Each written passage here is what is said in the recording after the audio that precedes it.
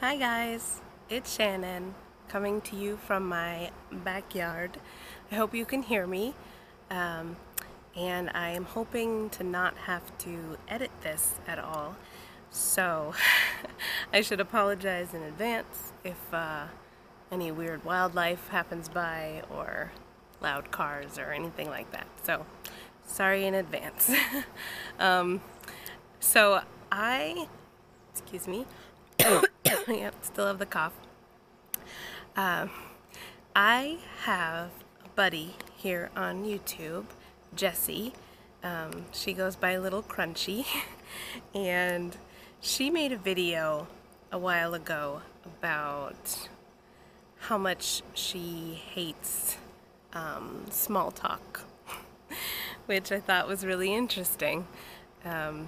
Everybody hates small talk, but it's the easiest thing that we engage in, even those of us, with social anxiety and things. You learn over the years how to engage with people easily. Sorry, it's really hot out, so I will be wiping away sweat periodically. And I thought that it would be interesting to make a tag, like a YouTube tag, how they have those that are just a bunch of very shallow questions. Your favorite color, your favorite TV show, that kind of thing. And I thought I would make one just for Jessie about deeper questions. Because she's right, that is the more interesting thing to know about someone, are these deeper questions.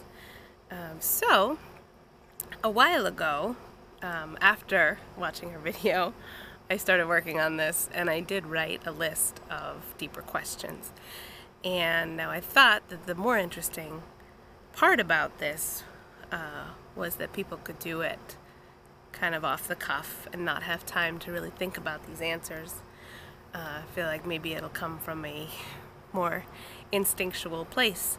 But I wrote the questions, so I tried pretty hard not to think about them too deeply, and then I let them sit on my phone for a few weeks, and I did not answer them myself. So now I'm going to be answering them and starting the tag. So at the end, you're supposed to tag all the people that you're hoping will do the tag. I don't have any YouTube friends, sadly, so I am only tagging you, Jessie, and I hope that anyone that does watch this video would feel encouraged to do it as well, and to also check out any other videos of people doing it. So, without any further ado, sorry, big old bumblebee, so cute.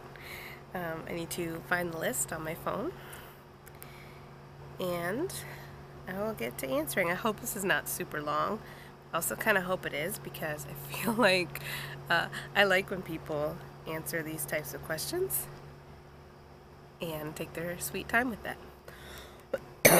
Oh wow, it's a pretty long list. Let's get started. Okay, number 1, deeper questions. What are you hypocritical about? That is a good question. I think probably the fact that I am not religious at all, and I don't believe in any sort of life after death. I feel like once you die, like your body is your body and you're dead. But at the same time, I love ghosts and the concept of ghosts and ghost stories and ghost movies, and I even like, I like seeing psychics that talk to dead people, mediums I should say, mediums that talk to dead people and give me their messages. I love all that so much. So I love it so much that I almost believe it at the time. Sorry about the plane. I just can't logically believe it. So I think ghosts are what I'm most hypocritical about. Oh, well, this one ties right in. What do you want to be done with your body after you die? I don't care. I don't want them to bury me because I don't want to take up space in the land. That's silly to me. I guess I should be cremated, but I also don't really care if my ashes are spread anywhere. I think if anyone that loves me has something in mind that means something to them, totally fine. Otherwise, just let me burn.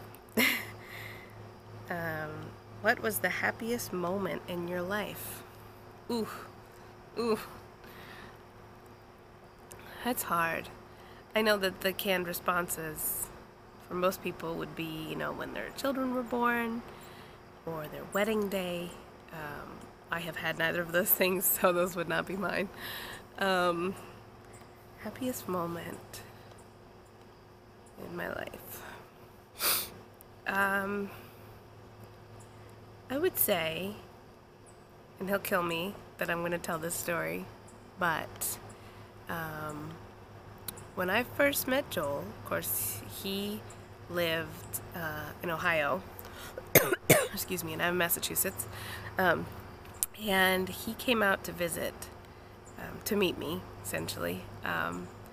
He stayed for almost 2 weeks, I think. I didn't realize he was playing hooky from college at the time. I thought he was on some kind of break or something. I don't know.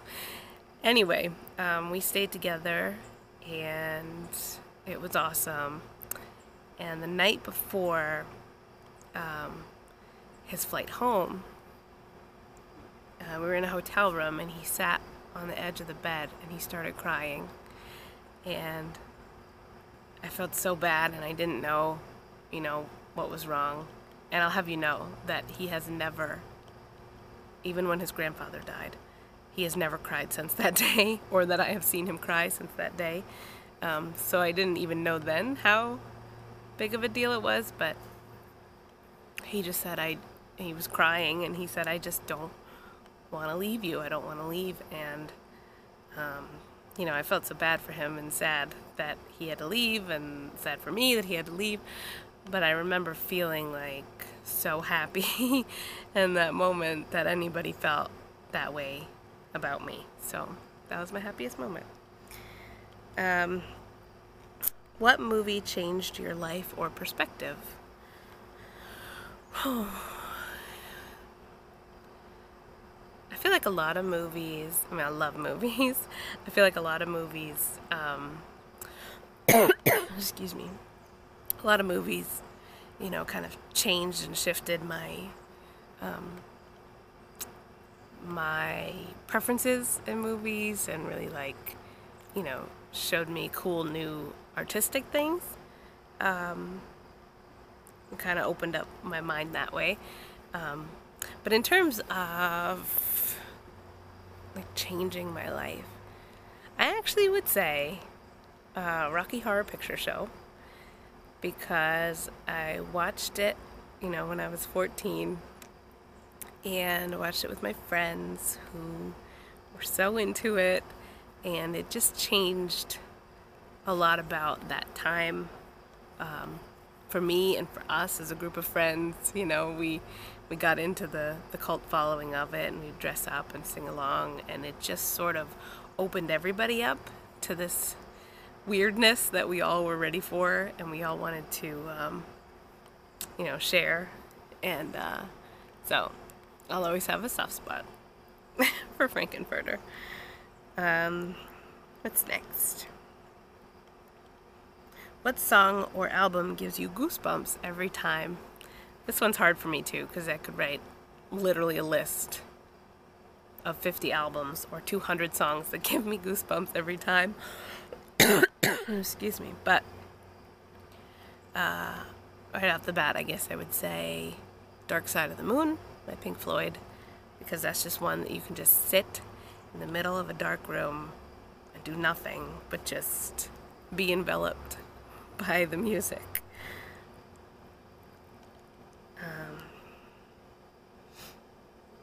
Let's see. Who or what do you truly miss when they're gone? This is a good question for me because I often feel like I wouldn't miss anything. I like to I don't like to think. I feel like I'm just sort of that much of a loner that, if something or someone were taken away from me in like a non-violent way, that I'd be okay. I thought that if all my friends and all my family up and moved away, that I would be okay. But I'm sure that's not true. My sister moved to Florida, and I do miss her. But I didn't see her super often when she lived here, so it sort of feels like more of the same. I miss Joel when he's gone, but he leaves so rarely, and it's not, I'm not crying and sad about it. I know he's coming home, so I guess I would say my friend Jeanette, because I feel like we're sort of soulmates in a way that that I really long for her when she's gone. And I think that's just because we used to work together, and so I saw her every day. And then poof, she was gone, and she lives over an hour away, and has two little babies. So we just don't see each other that often. So yeah, so I'll say Jeanette. Let's see. What is your biggest grammar pet peeve? Oh my god. I realize that this one is sort of small talky, but everybody's got one, so I included it. I actually have a lot of these. I don't like when people say vice versa instead of vice versa. And I really can't handle it when people say seen instead of saw or have seen. I seen that the other day. It drives me nuts. Let's see. Describe your personality in 3 words.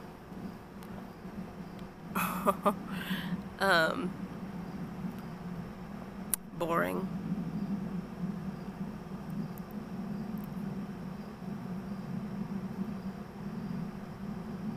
See? We can do it in one. Boring. Personality.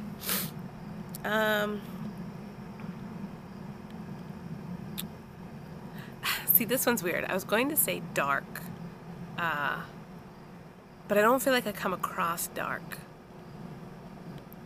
But like inside, I love everything dark. I'm really into like dark movies and serial killers and really dark things.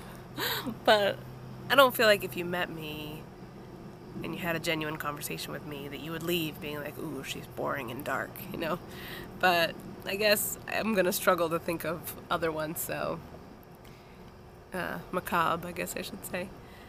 And I know it's 2 words, hyphenated, but people pleaser. Definitely, I am a boring, dark people pleaser. Those are my words. Let's see, what's next? What is your favorite charity? Anything with animals. So, MSPCA, Humane Society, I think it's the same thing. And the Sterling Shelter, which, sorry, I got an itch. Sorry. Sterling Shelter, which I volunteer at. And really I'll donate to any charity though, as long as the money is actually going to that thing that they say it's going to. And that it's not like, Nazis of America or something. I mean, it's got to be something people actually care about. But yeah, anything for the animals would be it. If you retired tomorrow, where would you go and what would you do with the rest of your life? Excuse me. I don't know why there's so many planes. I'll tell you something. I do not live near an airport in any stretch of the imagination. Oh, it's a helicopter. It's really low. Ooh. I'll wait for it to pass.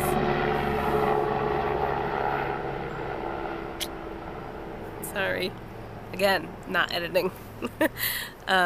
Okay. So, if I retired tomorrow, it would be one of two things. Since it would be tomorrow, and I would still be quite young, I would probably, and I'm assuming that I'm retiring with like tons of money, because why not? Then I would probably buy a big chunk of land, probably around here. Yeah, probably in the Northeast. And I would have a really nice like cabin house built for Joel and I would start a farm sanctuary and invite all the cute animals to come live with me. It would be either that, or if Joel had his way, we would probably move to Naples, Florida, and live out the days floating in the pool. What was your first dream job, and what ultimately made you decide not to pursue it?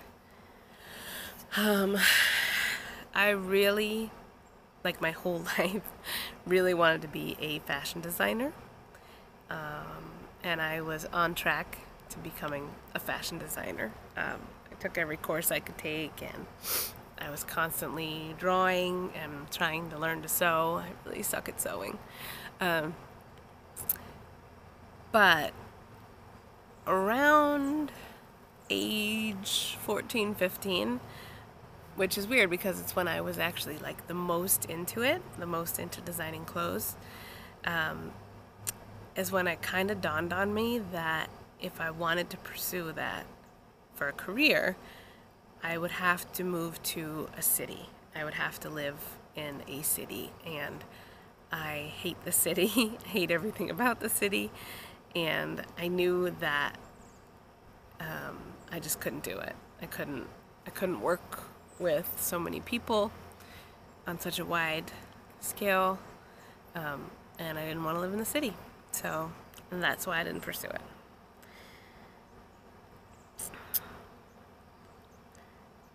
What is the most frequent compliment you receive? That I'm generous. I think it goes with that, people pleaser thing. But I also feel like there's nothing better than giving someone something or doing something for someone. Like it's a really good feeling, and I would much rather give than receive. So yeah, I think people mostly say that I'm generous. What is something that really creeps you out the longer you think about it? Okay, I have a lot of these, and late at night I'll be laying in bed and I'll be like, Joel, like, do you ever think about your tongue? You ever think about how it's just like this wet, exposed muscle inside of a gaping hole in your body, and you can like move it around? And I ask him a question like this almost every night, and he's just like, shut up, you're freaking me out. So yeah, I think that's one. The tongue is really creepy, but really any body part, the longer you think about it, any sort of like intimate or sexual activity, the longer you think about it, just gets, like kissing, it just gets creepy. And I don't think about it too long because it'll mess you up. But a lot of things. I think, hair, body parts. Just think about it. Have you ever been close to death? I have been told that I was close to death. I don't know if I actually was, but I was in the hospital in my late teens. I was, of course, a sickly child, as I am a sickly adult. And one time I had what they were calling a mystery disease. We never figured out what it was, but it was some sort of infection or something in my respiratory system, and I had a very hard time breathing, and I was in the hospital for a while. They had me on all kinds of machines and things, and one night, was late at night, and I, of course, couldn't sleep because I had like IVs all over, and my mom was sleeping next to me in the chair, and this nurse came in to like check my vitals or give me medicine or something. And she asked me, oh, how are you doing? And I said, I'm okay, I'm just tired and I can't sleep. And she said, I just want to tell you, I talked to the doctor and he doesn't think you'll make it. And I still don't know why she would have said that to this day. Like, if it were true, would she have really said that to me? Like, I was a 17-year-old kid. Like, why would she want to scare me? I don't know. Obviously, I made it. I was fine. But, yeah. So I guess I could have been close to death at that point, but I honestly don't know.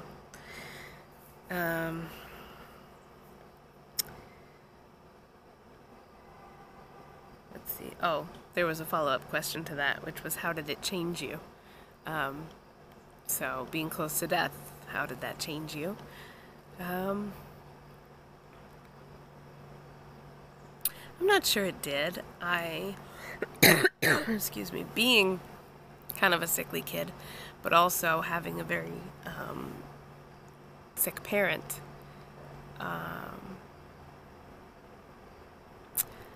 I don't know. I guess you just kind of, you take everything as it comes. We don't really look too far ahead.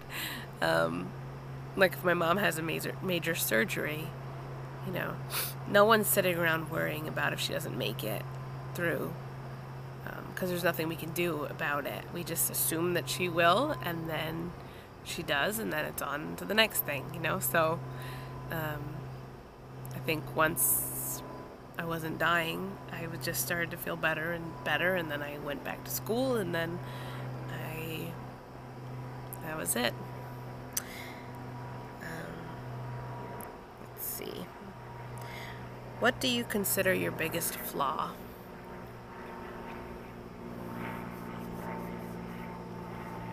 Maybe that there are a lot of planes going through my yard. Biggest flaw. Now, I have a lot of these, so don't think I'm like straining to think of one. It's just biggest flaw. I would say that, and this also goes back to the hypocritical thing, because I'm a hypocrite about this. Let's see if I can explain it properly. I wholeheartedly, with my whole being, feel that people have every right to feel their feelings, to have an emotional reaction to things. That is what we are. That's what people are. You can't and shouldn't control these things. You have every right to feel the way you feel. At the same time, I have such a control thing that in my mind, I'm sort of policing your reaction. So, like, I don't want when people overreact, again, it's my interpretation of an overreaction. To them, it's perfectly normal, and that's their reaction, and it's cool. But if I deem it an overreaction, like, I can't play into it. Like, I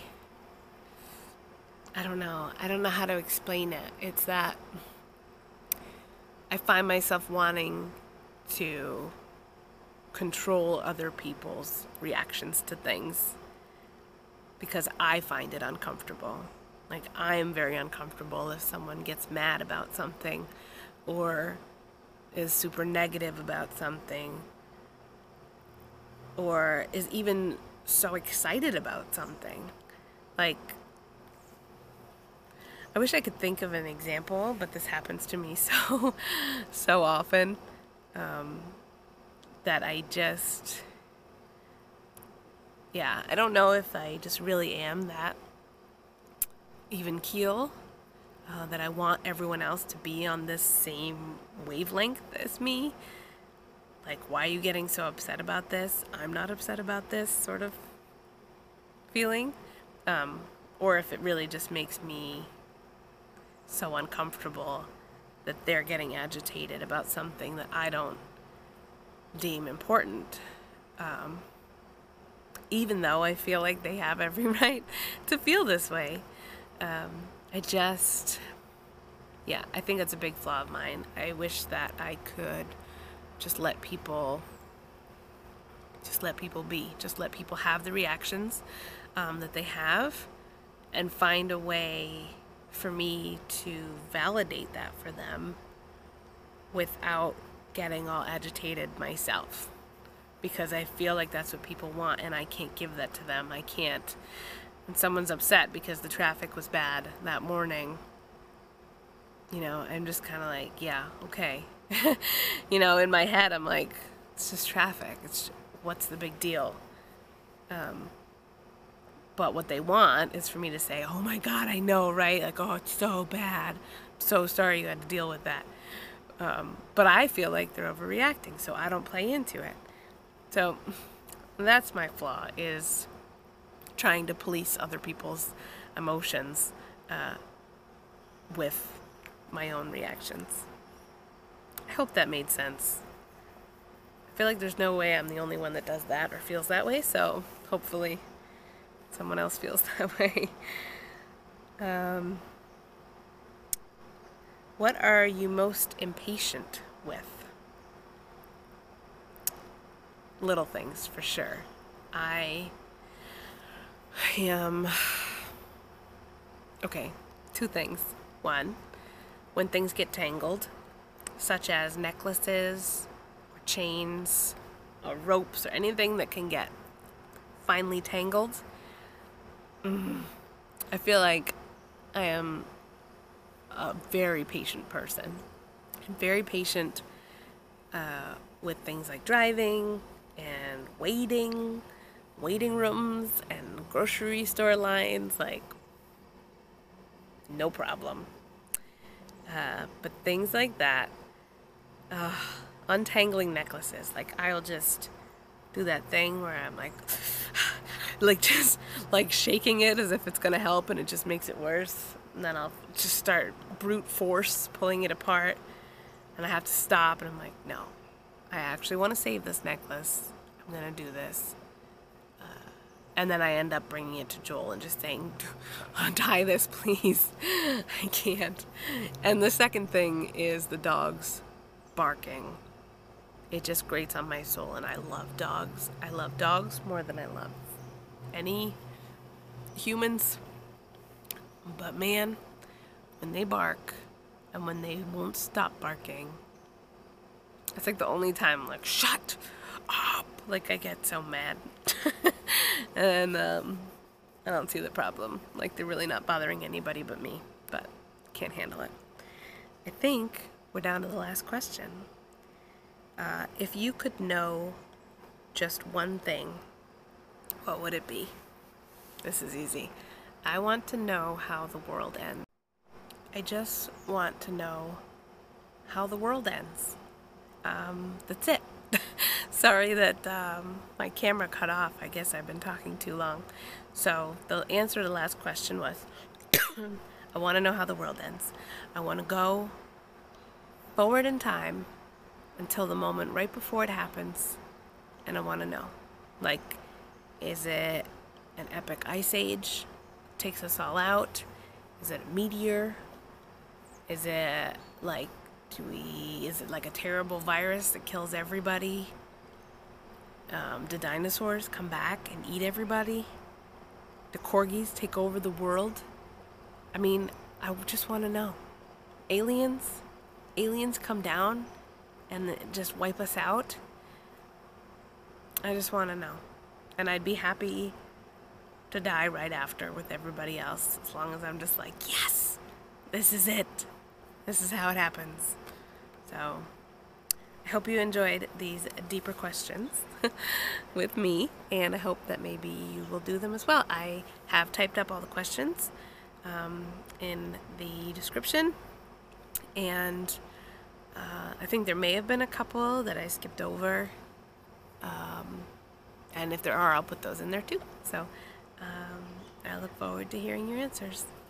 Bye.